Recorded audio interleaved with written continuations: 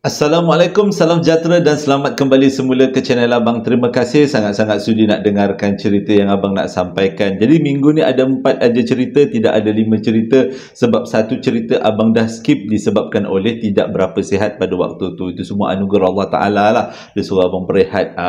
Penonton-penonton pun dia suruh bagi berehat. Jadi tak adalah rasa macam nak kena dengar banyak cerita, rasa boring juga kan kadang-kadang. Jadi diselangkan satu hari. Ini semua aturan Allah Ta'ala. Okey, jadi cerita hari ni, hari Jumaat ni adalah cerita yang terakhir dalam minggu ni. Memang ceritanya cukup menarik. Tengok tajuk pun dah boleh tahu itu adalah satu pengalaman yang cukup luar biasa. Jadi sebelum kita mulakan cerita, marilah kita sama-sama berdoa kepada Allah Ta'ala. Semoga Allah panjangkan umur, murahkan rezeki, berikan kesihatan yang baik untuk kita semua, permudahkan segala urusan kita dunia dan di akhirat. Dan semoga Allah memberikan syurga buat mak ayah kita, juga memberikan keamanan untuk kita satu dunia dan memberikan umur yang diberkati. Tanpa membuang masa lagi, Abang akan mulakan cerita kali ini dengan a'udzubillahi minasyaitonirrajim. Bismillahirrahmanirrahim.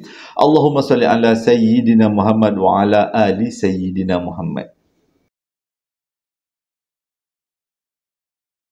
Sebelum Abang mulakan cerita, ada satu benda yang saja Abang nak bagi tahu. Dalam banyak-banyak video YouTube orang lain, kebanyakannya mereka letakkan ayat Al-Quran kan. Tapi Abang gunakan kesempatan ini untuk Abang selawat Nabi dan juga baca bacaan sendiri. Sebenarnya itu menyebabkan Abang dibetulkan baca selawat tu banyak kali oleh penonton. Abang tengok daripada komen, bang salah baca, ain dia salah, idghamnya tak betul. Banyak kali Abang dibetulkan. Mula-mula rasa macam sebab rasa macam yelah, biasalah kan, kita nak menerima ilmu bukannya sesuatu benda yang mudah kan bagi seseorang manusia. Abang tahu kekilafan Abang. Tapi bila kita ambil positif, bacaan kita makin betul. Tapi kalau ada bacaan Abang salah kan, Allahumma salli ala sayyidina Muhammad, selawat Nabi ke apa salah, nanti betulkan Abang. Itu satu benda yang bagus sebenarnya. Abang bersyukur. Itulah bagusnya baca komen. Kena kecam pun kena kecam lah untuk kebaikan kita kan. Tak sedap pula kalau baca selawat salah. Okey, itu selengan je. Jadi cerita ini disampaikan oleh Muhammad, berlaku pada tahun, dia kata dia dah tak nak ingat cerita ni. Dia memang terlalu ketakutan. Setiap kali dia ingat cerita ni, disebabkan tu dia tak nak ingat tahun kat mana, tahun berapa. Cuma dia beritahu dia berlaku dekat Lahad Datu Sabah. Itu saja. Dia kata pada waktu tu, dah lama jugalah ceritanya. Dia kata dia ada 3 orang sahabat baik, Muhammad, Amir dengan Hisham. Dan mereka ni kalau buat aktiviti selalulah bersama-sama. Cumanya bila umurnya bertambah, berat badan pun bertambah pada masa yang sama. Jadi disebabkan tu mereka pun bercadang-cadang. Apa kata kita ni dah masing-masing agak berisi macam ni, takut nanti ada masalah lain, komplikasi lain. Apa kata kita pergi berjoging. Jadi diorang kata jomlah kita pergi berjoging. Diorang pun berjoging lah, daripada taman bunga ke taman rempah ke taman hutan, macam-macam tempat dia berjoging. Lama kelamaan aktiviti berjoging tu menjadi aktiviti yang sangat digemari sewaktu petang. Diorang tak suka nak pergi gym, tapi diorang suka pergi berjoging. Tujuannya adalah selain daripada keluarkan peluh, mereka dapat melihat keadaan sekitar, hirup udara yang segar. Jadi pada satu hari itu, macam biasa, diorang setkan masa balik daripada kerja, diorang nak pergi berjoging lah. Tiga-tiga ni masih lagi bujang.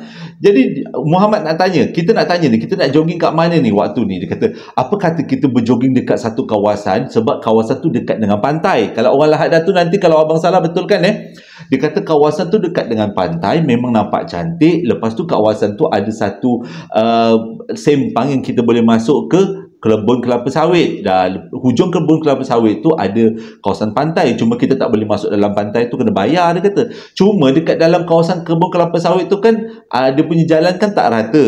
Ada disebut perkataan Sabah kalau tak silap abang. Mereka selalu sebut perkataan gerabel. Kalau tak silap orang Sabah nanti betulkan.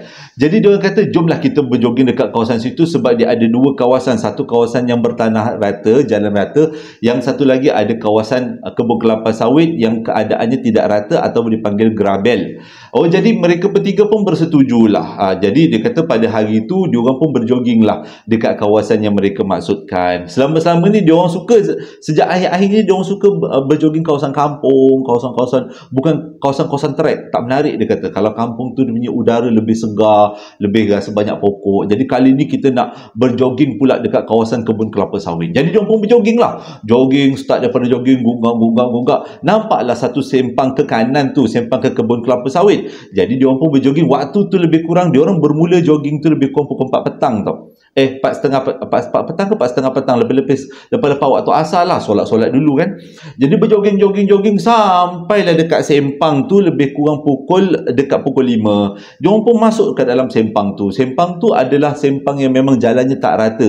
Dengan kata lain, itu adalah sempang kebun kelapa sawit. Jadi jalannya memang macam tu. Jadi waktu berjogging tu seronok sangat. Dia punya udara lain macam, dia punya hawa tu memang betul-betul segar. Cumanya dia kata agak kena berhati-hati sikit lah. Waktu berjogging tiba-tiba ada ular warna hitam, ada beruk. Jadi dengan kata lain, keadaannya menarik tapi perlu berhati-hati. Waktu dia orang berjalan dekat dalam kebun kelapa sawit, berjogging dalam kebun kelapa sawit tu, mula-mulanya gembira sebabnya udaranya segar, tapi dah jumpa beruk yang memanjat-manjat, dah jumpa ular 2-3 kali, ular hitam, ular tedung, dan dia orang pun buat tak tahu, dia orang pun dah tahu macam mana cara nak menghadapinya kan. Jadi dia orang rasa macam seronok, dia orang rasa daripada perasaan seronok tu bertukar perasaan dah tak berapa nak sedap sangat, dah rasa macam tak sedap. Jadi di antara 3 tu Hisham cakap, jomlah patah balik, tak sedap hatilah nak teruskan perjalanan sampai ke ujung. Tapi dia orang kata alang-alang menyeluk perkasan, biarlah kita berjoging sampai ke ujung tepi pantai, lepas tu kita patahlah balik. Jadi tak adalah teruk sangat nanti.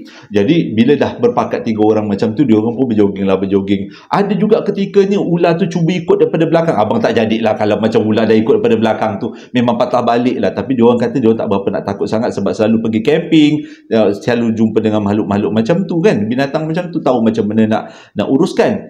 Jadi dia orang pun cepat kalah langkah berjoging. Cuma dia kata keadaan berjoging tu memang dah jadi rasa tak seronok dengan daun-daun yang menutupi jalan. Pukul 5 memang nampak macam dah nak maghrib. Kalau area-area Sabah kan macam tu kan. Dia kata memang agak gelap, suram dan agak menakutkan, ditambah monyet dengan ular. Tapi diorang cepatkan langkah sampailah dekat hujung jalan. Bila sampai dekat hujung jalan tu adalah pantai. Tapi diorang tak boleh masuk dekat dalam pantai tu sebabnya pantai tu kena bayar. Jadi diorang pun ambil lah nafas, relax sekejap sebab diorang tak nak berlama-lama. Diorang nak patah balik nanti. Nak keluar daripada situ agak makan masa juga kan. Diorang tak naklah balik pukul 8 malam. Nanti malam sangat nak sembahyang maghrib, nak siap-siap, nanti lambat. Jadi diorang duduk bercadang dekat tepi pantai tu, duduk sekejap je lah. Habis duduk lebih kurang 10 minit, diorang pun berjogging lah, masuk semula ke dalam kebun kelapa sawit tu.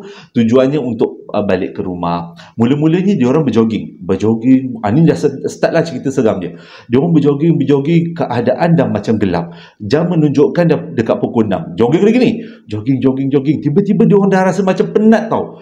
Tengok jam, pada masuk aja kawasan kebun kelapa sawit tu semula, nak patah balik tu dekat pukul 6, tapi jam dah menunjukkan dekat pukul 7. Dengan kata lain, diorang dah berjoging 1 jam dekat dalam kebun kelapa sawit. Dah mula rasa macam tak mungkin, sebab masa diorang jalan tadi, masa datang tadi tak sampai pun 1 jam, tapi ni dah 1 jam. Macam mana boleh tak jumpa jalan keluar? Jadi daripada jogging, kaki dah bengkak, dah sakit. Yelah, dia kata badan pun dah sihat-sihat. Dia kata daripada berjogging, diorang berjalan. Tak apalah, diorang berjalan, diorang teruskan perjalanan. Waktu jalan tu, dia kata ular hitam melintas dekat depan. Memang tak ceritalah banyak kali. Setiap kali ular hitam melintas, diorang biar, relaxkan. Tapi diorang teruskan perjalanan.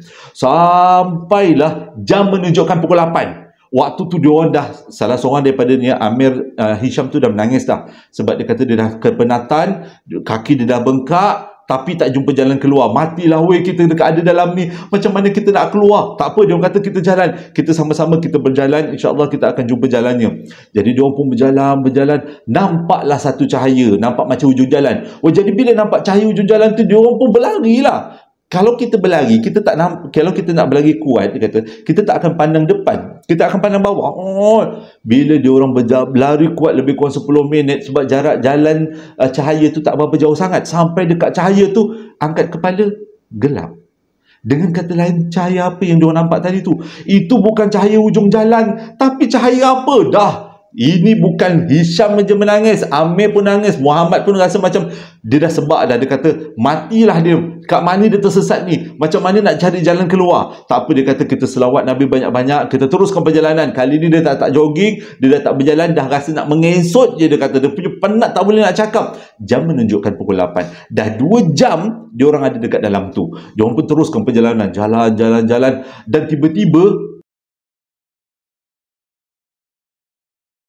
dan tiba-tiba satu angin yang kuat datangnya daripada depan menghempas muka dia orang. Waktu tu rasa macam lega juga sebab adalah angin yang menyebabkan tak adalah rasa stres sangat kan.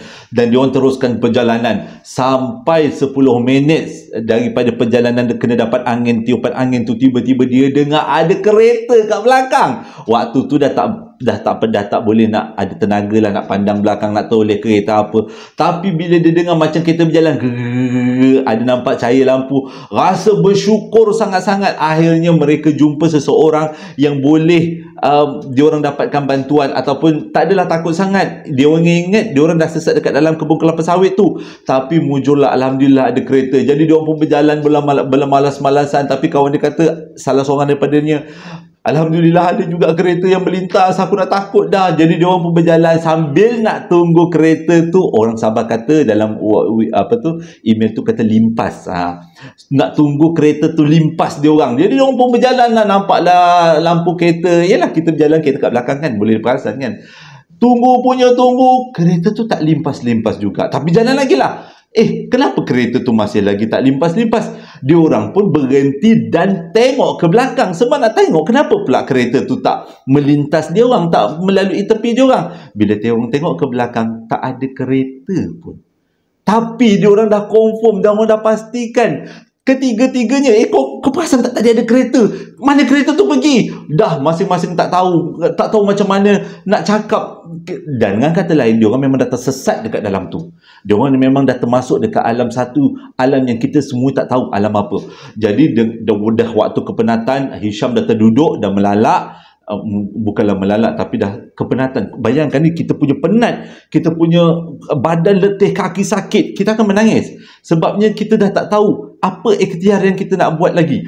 Jadi Muhammad dengan Hisham kata, jom kita teruskan perjalanan. Dipapahnya Hisham, kaki dah bengkak dah, dia kata waktu tu. Berjalan dengan harapan tak ada lagi gangguan-gangguan yang akan berlaku. Waktu dia orang berjalan tu, tiba-tiba dia orang nampak satu jalan lurus yang ada dekat depan hujung jalan dia orang. Bila nampak satu jalan lurus, jalan tar, dengan kata lain senanglah kan, itulah jalannya. Memang kita jumpalah jalannya. Jadi dia orang pun dengan keadaan terhencot-hencot ni, bergerak sampailah dekat hujung jalan. Sampai dekat hujung jalan yang lurus tu, dia orang tengok sekeliling, lega. Akhirnya jumpa jalan. Dia orang pun duduk kat tepi jalan sekejap. Bila duduk kat tepi jalan sekejap, rasa macam nak baring je, dia kata. Dah terlalu kepenatan, mujurlah jumpa dekat jalan tar kan. Dan dia orang pun dah terbaring dekat situ, relax, ambil masa.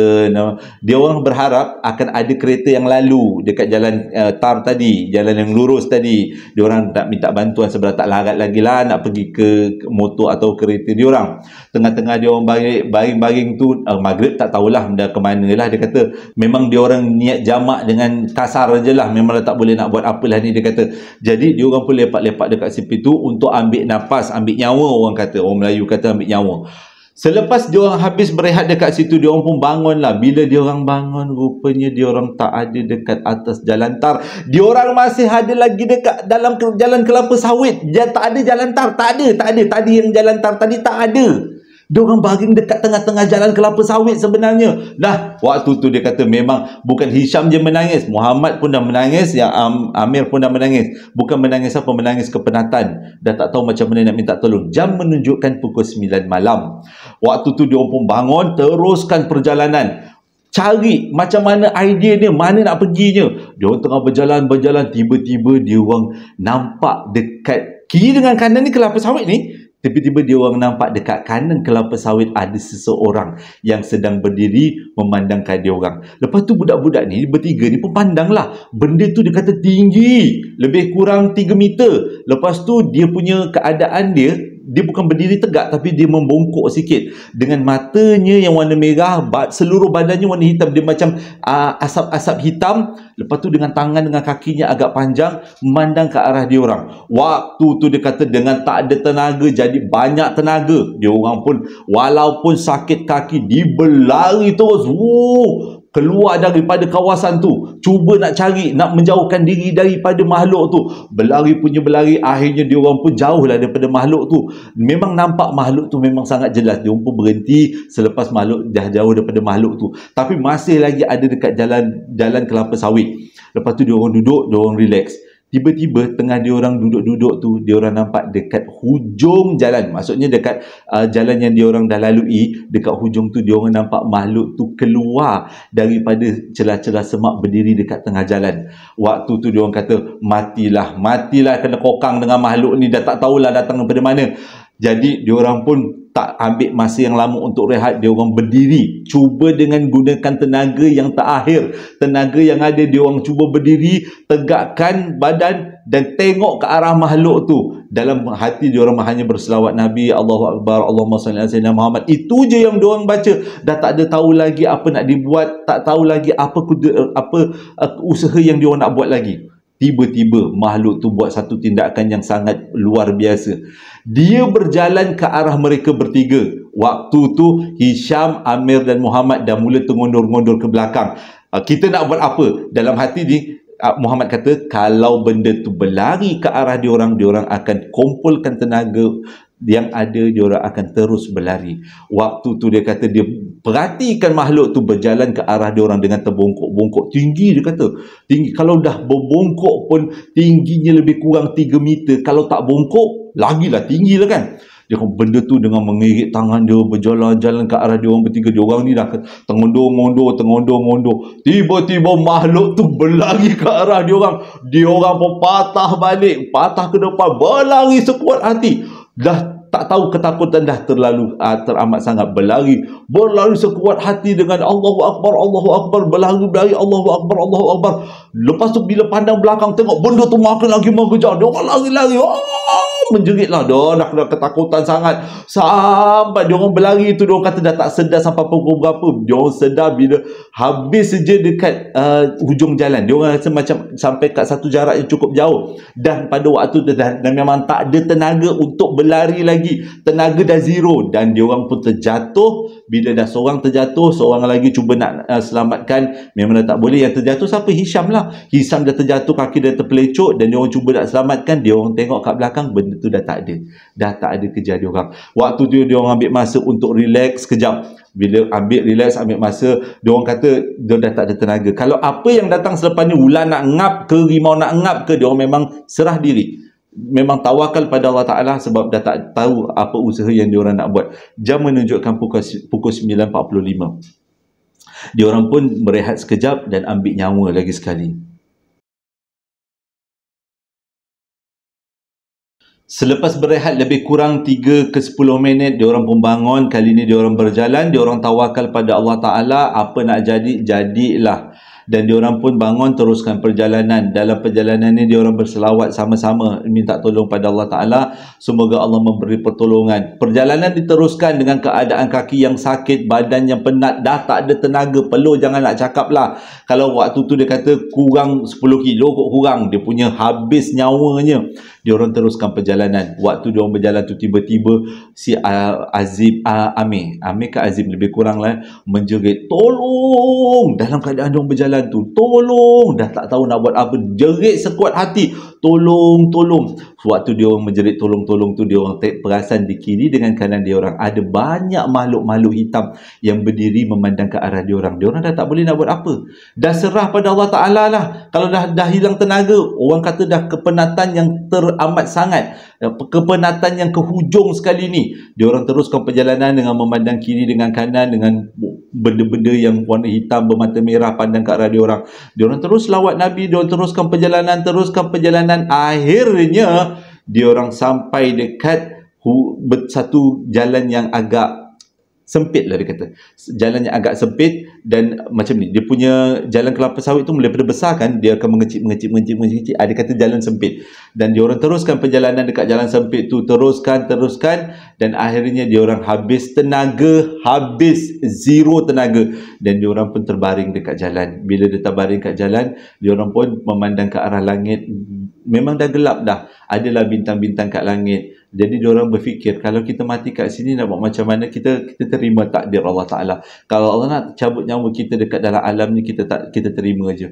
Dan akhirnya waktu diorang berborak, bukanlah berborak tapi lebih kepada meluahkan perasaan, sebab dah tak tahu mana jalan keluarnya, dan selawat sudah, Allahu Akbar sudah, tapi tetap juga tak jumpa jalan keluar. Bukan Allah tak nak tolong, tapi Allah menguji. Ini satu bentuk ujian kan Allah nak bagi. Dan akhirnya mereka semua terlelap, tertidur dekat situ, dekat tengah-tengah kebun kelapa sawit tu, tapi dekat lorong yang kecil. Dan tiba-tiba sedap-sedap tidur tu, dia kata sebab dah kepenatan sangat kan tidur, tiba-tiba dia dengar bunyi horn kereta kuat gila, horn kereta ke horn lori ke macam tu lah. Lepas tu dia orang pun buka mata bangun, rupanya dah siang. Bukan setakat dah siang, dia orang semuanya tidur dekat tengah jalan raya, mujur tak kena langgar. Tidur kat tengah jalan raya yang horn dia orang adalah satu lori kelapa sawit, kelapa sawit. Jadi dia horn, lori tu horn. Jadi dia tanya budak-budak ni, korang ni kenapa tidur dekat tengah jalan? Apa masalah? Jadi dia orang cerita sebenarnya dia orang tersesat bang, kita orang tersesat. Kita orang berjoging masuk dekat dalam kebun kelapa sawit ni daripada pukul 4 petang, 4.30 bang. Sekarang baru keluar pagi, kita orang dah tak jumpa jalan. Dia orang ceritalah apa yang berlaku. Lepas tu abang tu cakap, kebun kelapa sawit ni memang sebenarnya tak pernah ada cerita yang pelik-pelik yang kawasan ni lah. Tapi memang orang kata jangan berani-berani nak berjoging dekat kebun kelapa sawit, sebab ramai orang dah pernah terkena. Kebun kelapa sawit ni dia memang ada dia punya hawa dia sendiri. Dia punya udara dia punya keadaannya tersendiri, dan ramai juga orang cakap tempat tinggal makhluk alam sebelah buat kerajaan ke dalam tu. Jadi abang lori tu pun baiklah, tengok budak-budak ni bertiga ni memang dah rasa macam tak ada tenaga. Jadi abang lori tu hantarlah dia orang semua balik ke rumah. Jadi dia bila orang sampai kat rumah, esok paginya dia orang berbincang semula, dah sihat semua kan. Dah sihat, bincang semula. Taubat memang tak akanlah berjoging dekat kebun kelapa sawit. Lepas daripada peristiwa tu, kebanyakan daripada aktiviti jogging sama ada dekat kampung ataupun diorang berjoging dekat atas track jogging. Kata-katanya yang dulu nak berjoging dalam hutan, berjoging dekat kebun kelapa sawit, memang tidak lah. Itu memang tidak dia akan dicita-citakan lagi. Dan peristiwa ni cakap, dia kata dia tak ingat tahunnya kerana dia dah lupakan. Cuma dia kata berlaku agak lama jugalah sewaktu mereka semua bujang.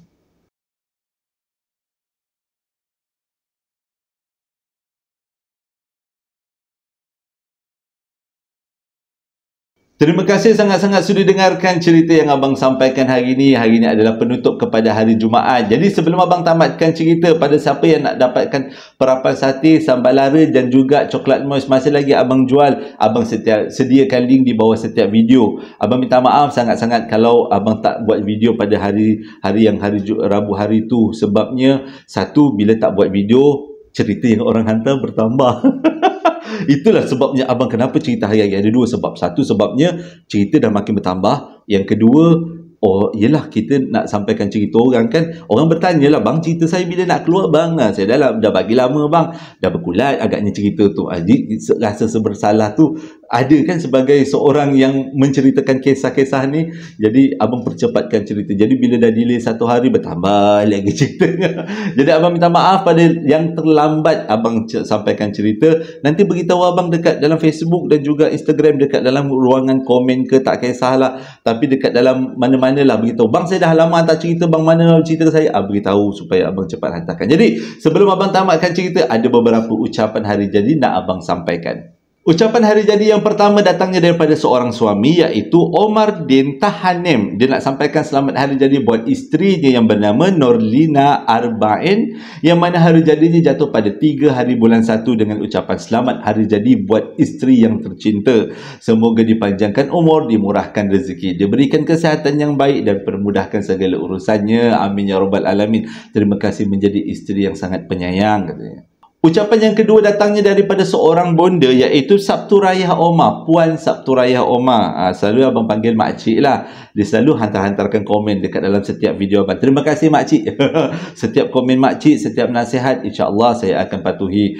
Dan setiap doanya, terima kasih sangat makcik. Dan kali ni makcik Sabtu Raya nak sampaikan ucapan hari jadi buat 3 orang anaknya. Yang pertama Muhammad Mahathir, yang mana hari jadinya jatuh pada 1 hari bulan 1. Yang kedua Abdul Azim, yang mana hari jadinya jatuh pada 9 hari bulan 1. Dan yang ketiga Siti Nur Azimah, yang mana hari jadinya jatuh pada 19 hari bulan 1. Dengan ucapan selamat hari jadi buat anak-anak bonda. Semoga Allah sentiasa merahmati anak-anak bonda, memberikan rezeki yang banyak, dipermudahkan urusan, diberikan kesihatan yang baik. Bonda selalu mendoakan kalian semoga sentiasa dalam rahmat Allah. Yang ketiga bukanlah ucapan hari jadi, tapi ada seseorang, iaitu Kida Chunha. Dia kata diminta kita semua sampaikan, hadiahkan bacaan Al-Fatihah buat sahabatnya, iaitu Hamsah binti Salmiah, yang mana sudah pun berangkat ke alam abadi pada 31 hari bulan 12 yang lepas. Jadi kita sebagai ahli keluarga besar JSPL ataupun JSPL Klan, marilah kita sama-sama hadiahkan Al-Fatihah dan selamat Nabi buat Hamsah binti Salmiah. Semoga almarhum ditempatkan di kalangan orang yang beriman, berada di taman-taman syurga dan sentiasa dalam rahmat Allah. Al-Fatihah.